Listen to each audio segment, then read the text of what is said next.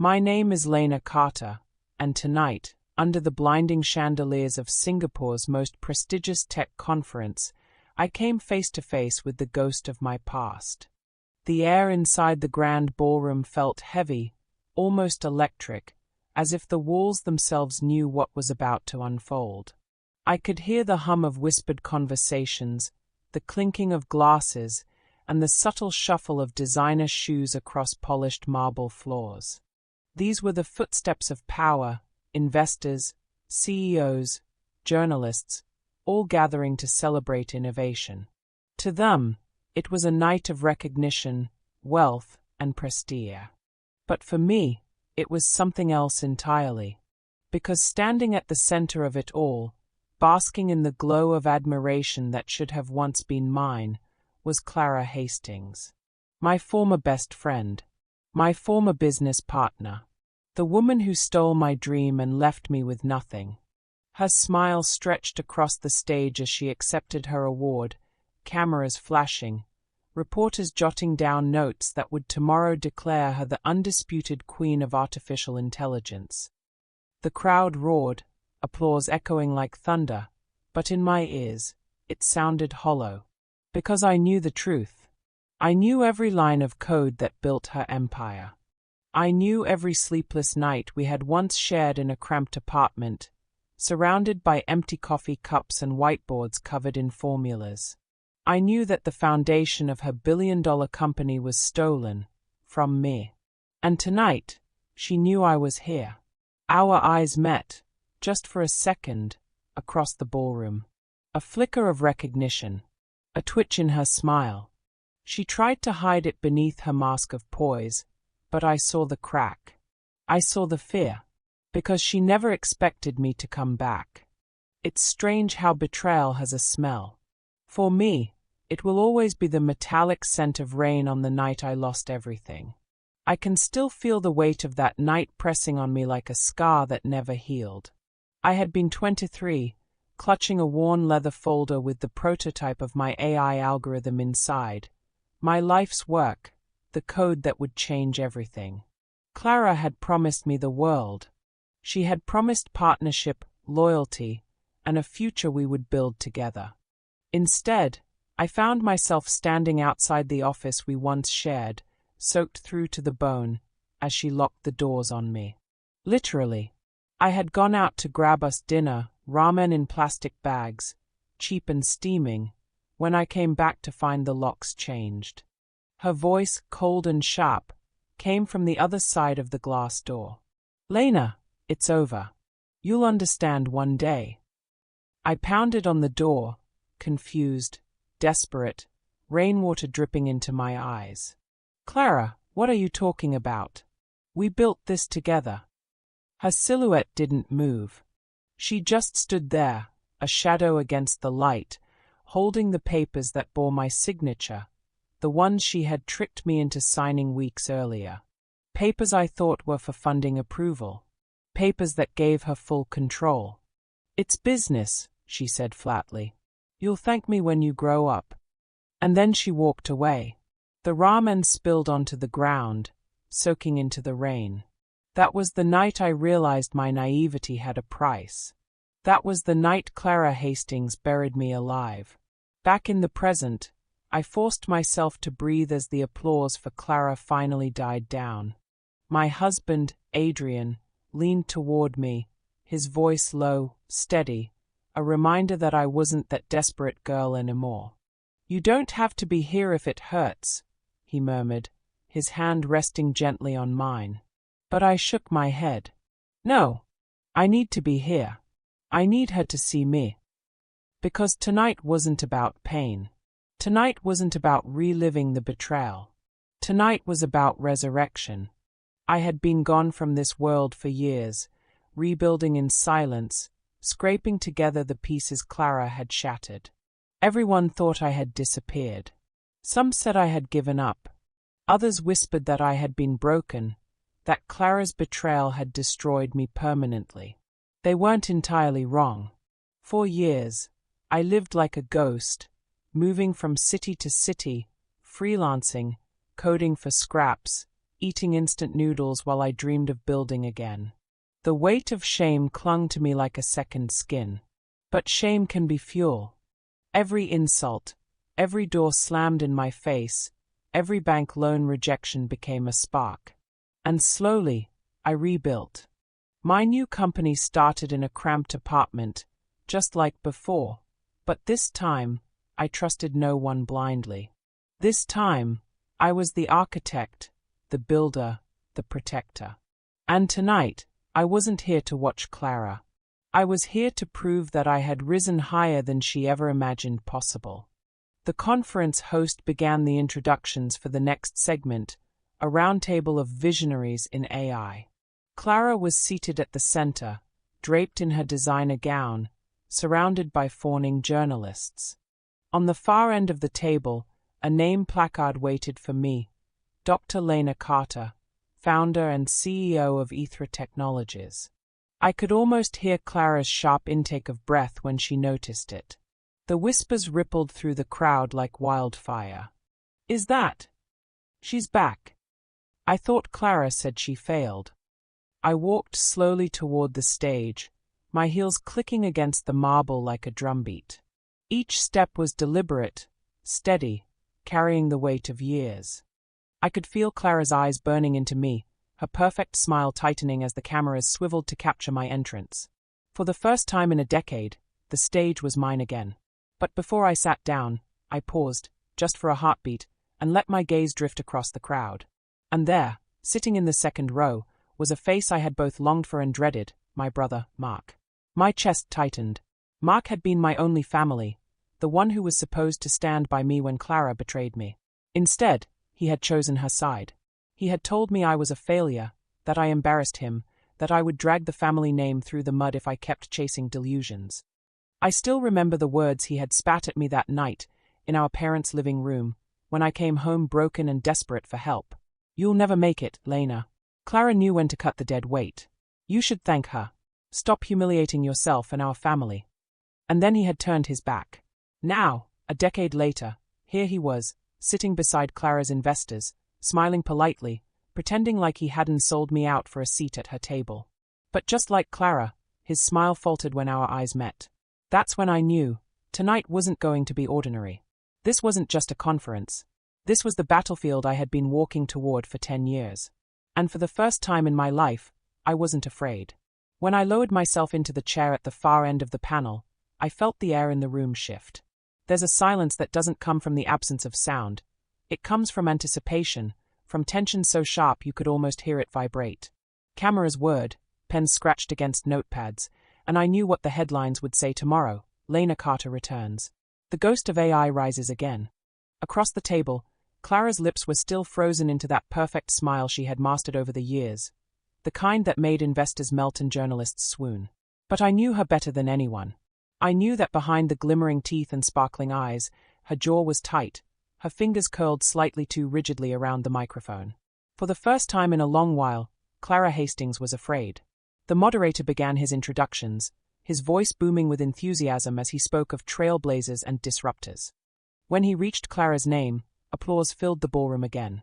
She nodded graciously, basking in it, her eyes darting toward me with the faintest flicker of challenge. And finally, the moderator said, his tone swelling with emphasis, "We welcome back a name many of you will recognize. Once an early pioneer in artificial intelligence, now the founder and CEO of Ethra Technologies, Dr. Lena Carter." The applause that followed wasn't just polite, it was curious, electric, even a little scandalous. People leaned forward in their seats, whispers spilling across the rows like wildfire. I lifted the microphone, steady and calm. "Thank you. It's good to be back." But before the panel could even begin, I heard it, the voice I dreaded, the one that always carried the weight of dismissal and betrayal. "Well, isn't this a surprise?"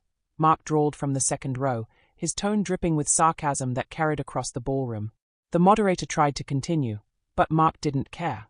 He leaned back in his chair, crossing his arms like a man who thought the world belonged to him. I didn't realize they were giving participation trophies tonight. A ripple of awkward laughter spread through the crowd, the kind that comes not from amusement but discomfort.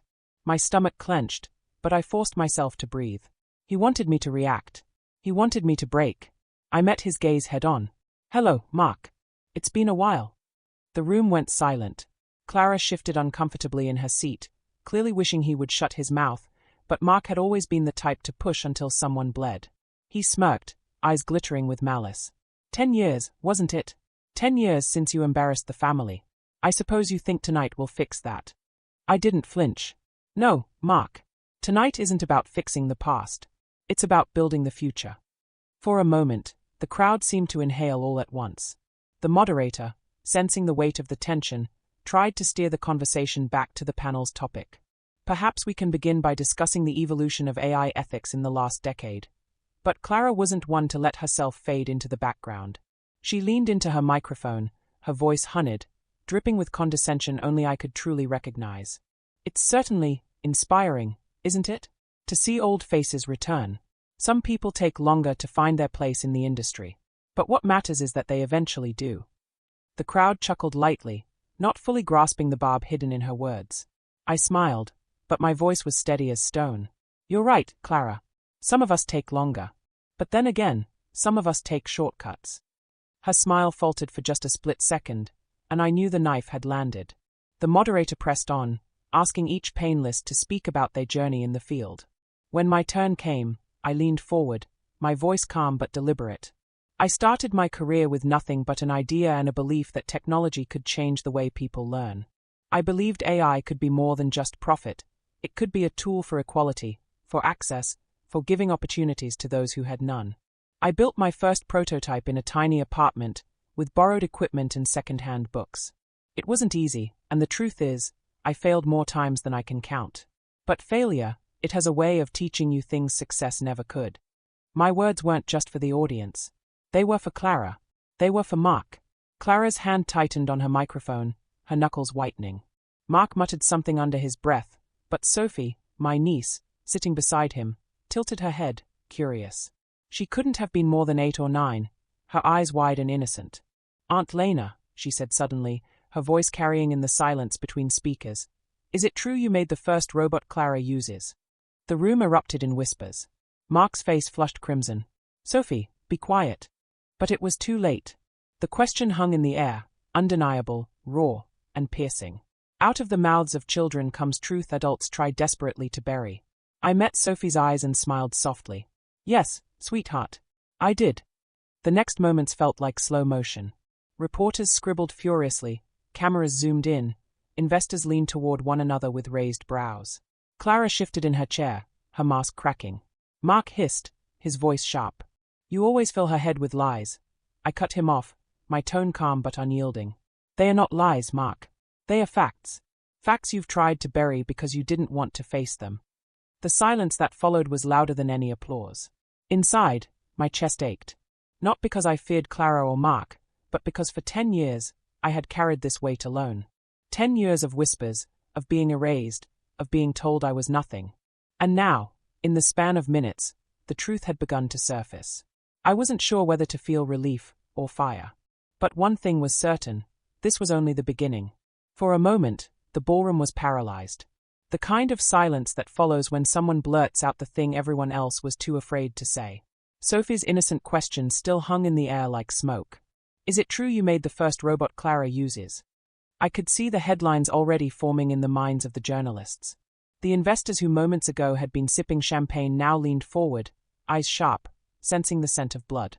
And Clara, perfect, poised Clara, shifted in her seat with the grace of a woman fighting to hold her empire together.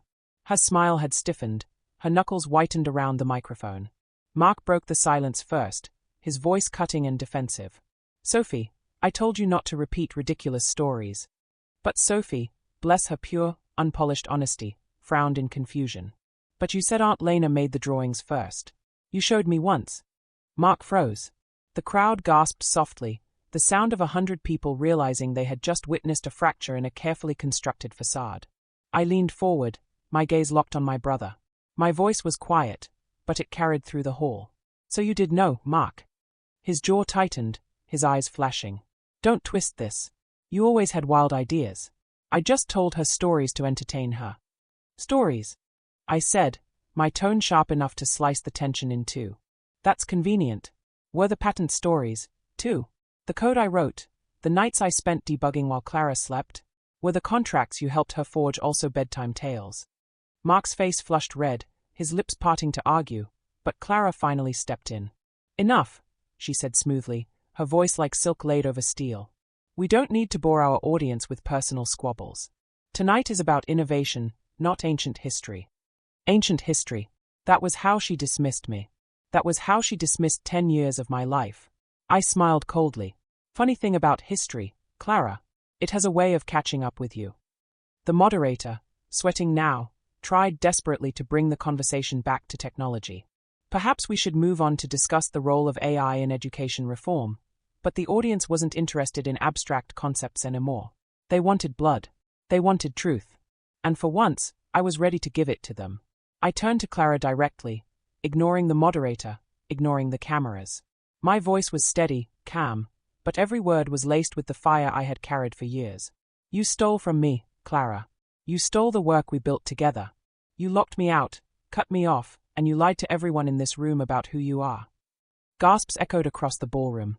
Cameras flashed like lightning. Clara's smile never fully broke, but I could see the panic in her eyes. She leaned toward me, lowering her voice just enough to sound intimate, though every microphone still caught it. You think you can embarrass me? You think anyone will believe you after all these years? Look around you, Lena. I'm the one they celebrate. You're just a bitter shadow crawling out of the dark.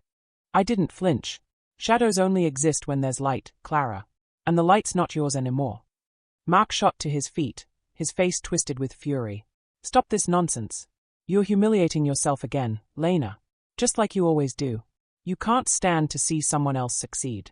That's why you failed then, and it's why you'll fail now.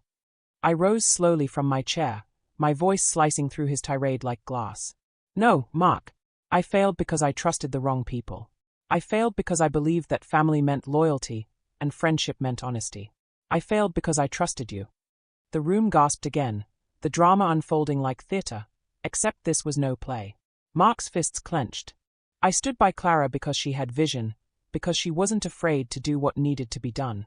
You were always too emotional. Too weak. The words stung, not because they were true, but because they echoed the very insecurities that had haunted me for a decade. I forced myself to breathe, to steady my heart. Weak. I repeated softly. Do you know what weakness looks like, Mark? Weakness is betraying your own blood for a seat at someone else's table. Weakness is lying to a child because you're afraid she'll see the truth. Weakness is standing on stolen ground and convincing yourself you built it. Mark's face crumpled with rage. But I cut him off, my voice sharp and final. No, you don't get to speak for me anymore. The audience was silent, hanging on every word. And then, from the second row, Sophie's small voice rang out again, clear, innocent, devastating. But if Aunt Lena made it first, doesn't that mean Clara cheated? The room erupted. Investors exchanged frantic whispers. Journalists scrambled for their phones. The moderator looked like he might faint. Clara finally broke. She slammed her microphone down on the table, the sharp crack echoing through the hall. Enough of this, she snapped, her composure gone. This is ridiculous. Do you think anyone cares about old code, about forgotten ideas? I built an empire. I put in the work. Lena was nothing but a dreamer who couldn't finish what she started. Her words hung in the air, venomous and raw.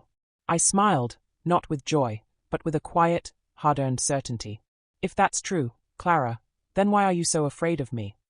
For the first time that night, she had no answer. And in that silence, I felt something shift inside me. The chains of shame, of betrayal, of years spent doubting myself, they cracked, one by one, until I stood lighter than I had in years. The confrontation wasn't over. The war wasn't won. But in that moment, I knew, the truth was no longer buried. And once the truth is out, it cannot be silenced again. The ballroom no longer belonged to Clara. I could feel it in the air, the shift of attention, the crackling energy of doubt seeping into the audience like wildfire.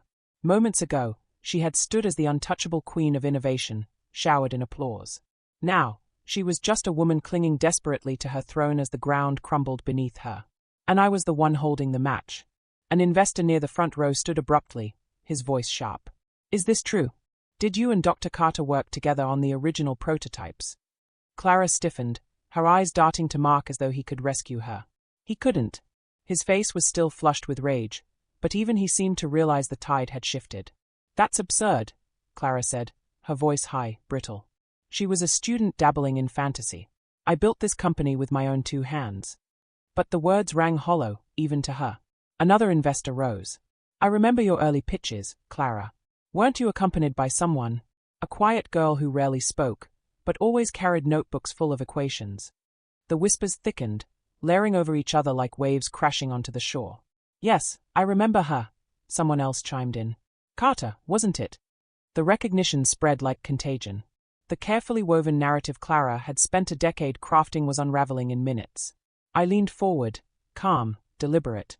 My voice cut cleanly through the rising noise. "You all remember because I was there.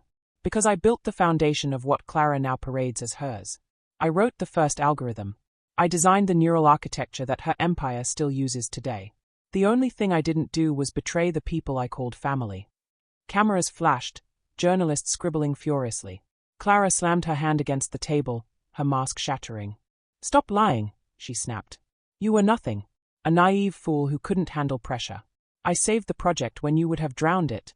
Her outburst landed like a thunderclap, but instead of silencing me, it amplified her guilt. Investors leaned back, eyes narrowing, weighing every word. "Saved," I repeated softly, my tone laced with steel. "By forging my signature on transfer documents.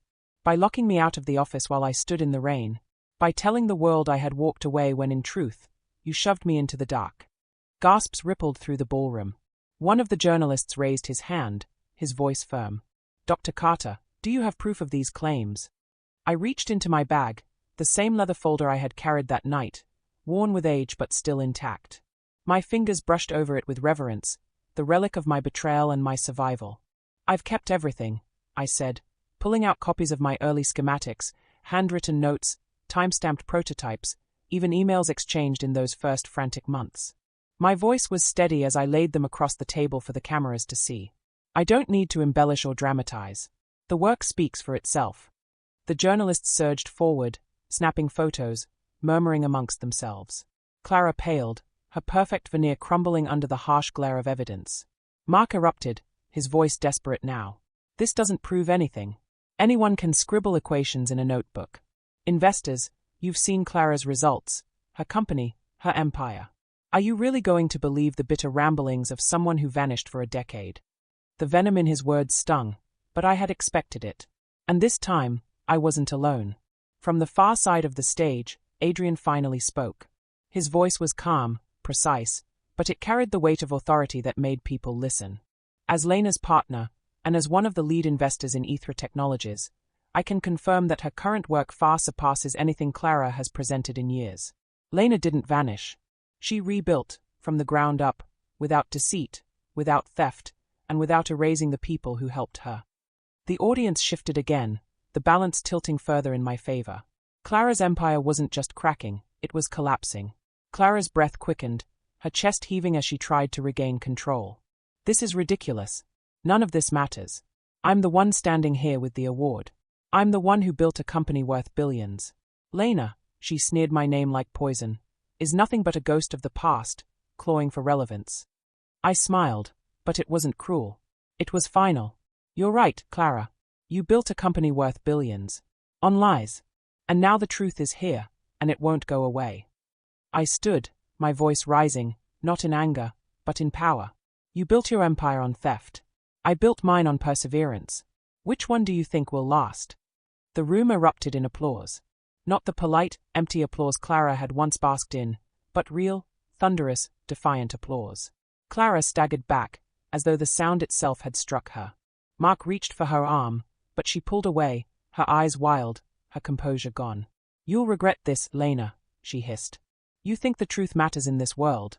It doesn't. Power does." I held her gaze, unwavering. "Then you've already lost." Because for the first time, Clara Hastings wasn't the most powerful person in the room. The panel ended in chaos.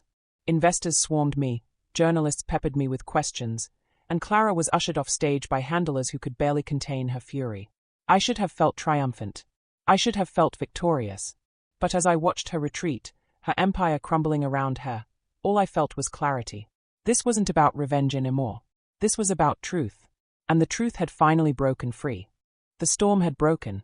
Clara's voice, once so commanding, was now reduced to hisses and broken denials. Mark's desperate protests hung like smoke in the air, dissipating into nothing. The audience, the lifeblood of her empire, had turned away from her and toward me. And in that silence, in that moment when all eyes rested on me, I understood something vital.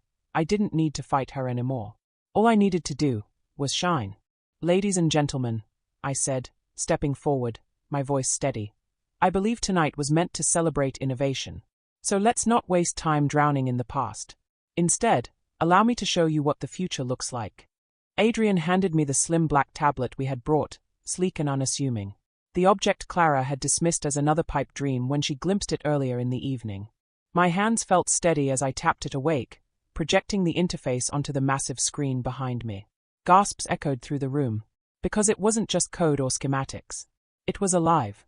The interface responded to my voice, to the flicker of my eyes, even to the subtle rise and fall of my breathing. The AI wasn't simply a program, it was an extension of thought. "This," I continued, "is Ethra.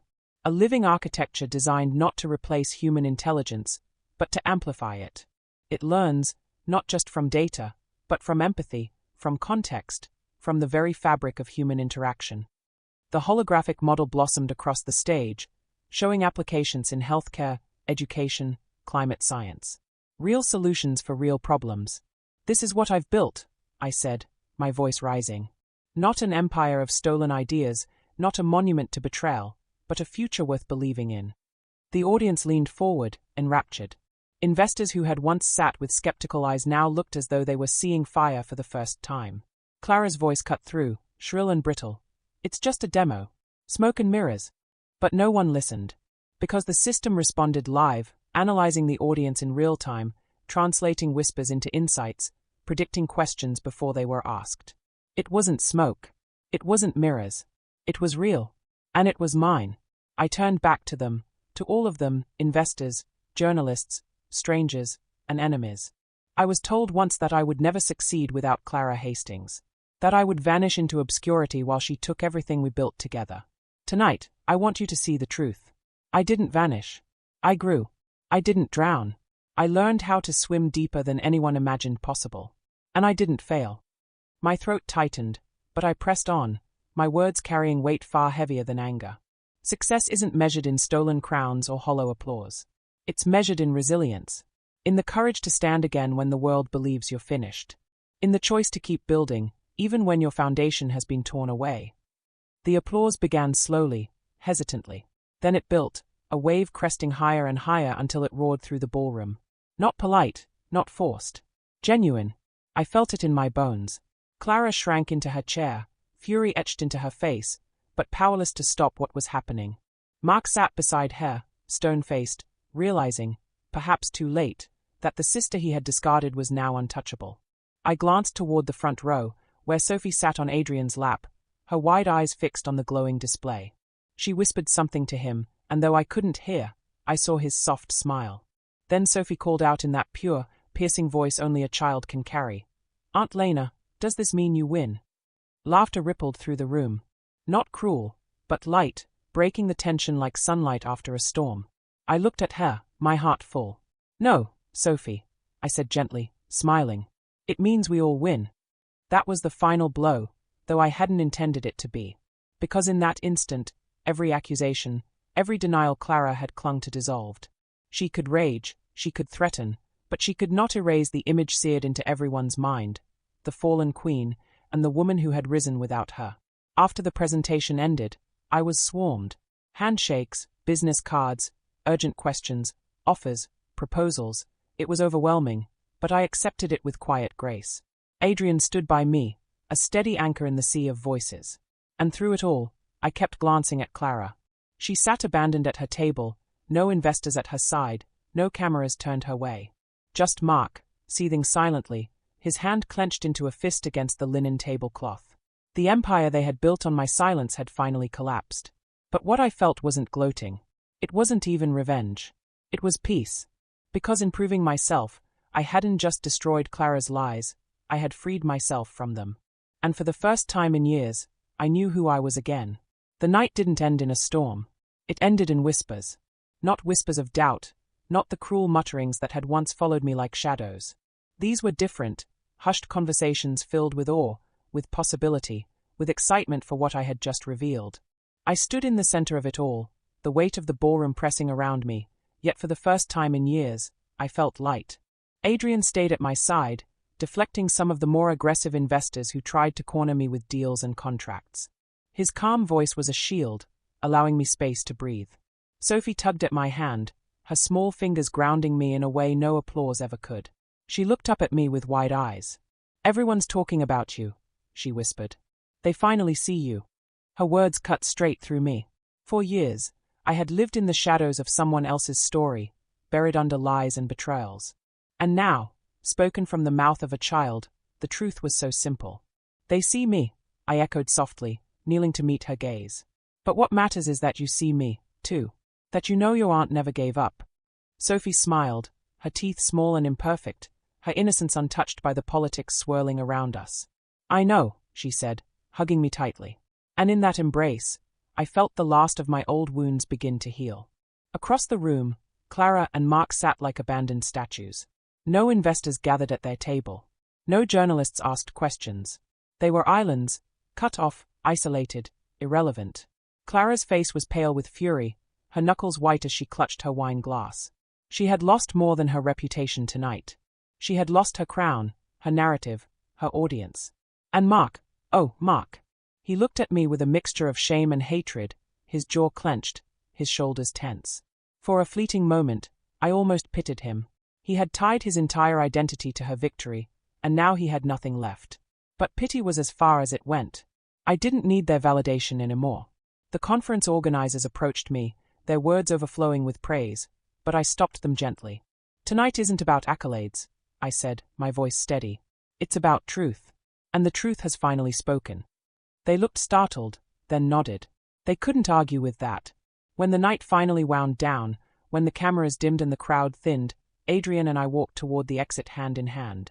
Sophie skipped ahead, humming to herself, her small voice echoing in the cavernous hallway. The heavy doors loomed before us, and as they swung open, the cool night air of Singapore brushed across my face. The city glittered around us, skyscrapers glowing like constellations. For a moment, I paused on the steps, breathing it all in. This city had once felt like a battlefield, a place of humiliation and exile. Now it was simply a place of possibility. Adrian squeezed my hand. "How do you feel?" he asked softly. I thought about it. The easy answer would have been vindicated. Or maybe triumphant. But neither felt right. "I feel free," I said finally. Because that was the truth. The chains of the past, the lies, the betrayals, the scars, they no longer bound me. I had faced them, shattered them, and walked through to the other side. Adrian smiled, his eyes warm. Then it was worth it. I leaned against him, letting the city's glow wash over us. "Every second," I whispered. Behind us, the echoes of Clara's empire crumbled into silence. Ahead of us, the road stretched wide and open. I wasn't walking away in defeat. I was walking toward everything I was meant to be. And as Sophie twirled ahead of us, her laughter carrying into the night, I realized something even deeper. The best revenge wasn't destruction. It was peace. It was success. It was finally, being whole. 6 months had passed since the night of the conference. 6 months since the ballroom gasps, the applause, the collapse of Clara Hastings' carefully constructed empire. And life had changed, slowly at first, then all at once. I remember the morning the first magazine cover arrived. My face, framed in bold letters. The woman who reclaimed her future. I should have felt pride. And I did, in a way. But the deeper emotion wasn't pride. It was relief. Relief that I no longer had to fight to be seen.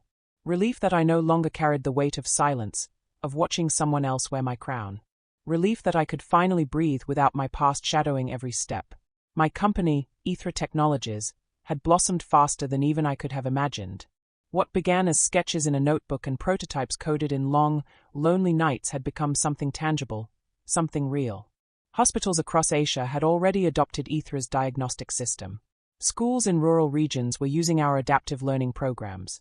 Climate researchers were running simulations powered by my neural architecture. Every headline, every success, every breakthrough, it wasn't just proof of my resilience. It was proof that my suffering had not been in vain. That betrayal had not been the end of me. It had been the forge that reshaped me. And what of Clara? The lawsuits piled higher than her skyscraper offices. Shareholders fled like birds startled from a nest. Every interview she gave seemed to deepen her own grave, her tone bitter, defensive, unraveling. Her empire hadn't just crumbled. It had disintegrated. She was no longer a queen of innovation, but a cautionary tale. And Mark, my brother, once so quick to abandon me, had lost nearly everything he had staked on her success. The last I heard, he had taken a low-profile job overseas, hiding from the public eye. I should have felt satisfaction. But instead, I felt nothing, because they no longer mattered. What mattered was the life I was building.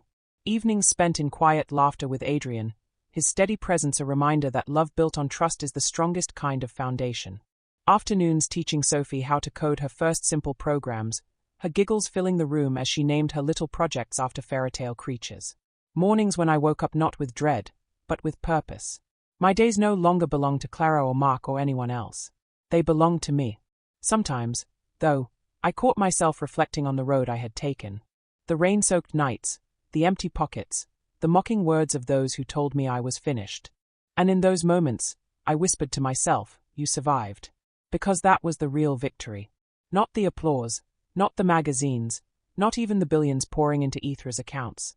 It was survival. It was becoming whole again. If there's one lesson I've learned, it's this: revenge is never about the person who hurt you. It's about reclaiming the pieces of yourself they tried to destroy. Clara thought she stole my future.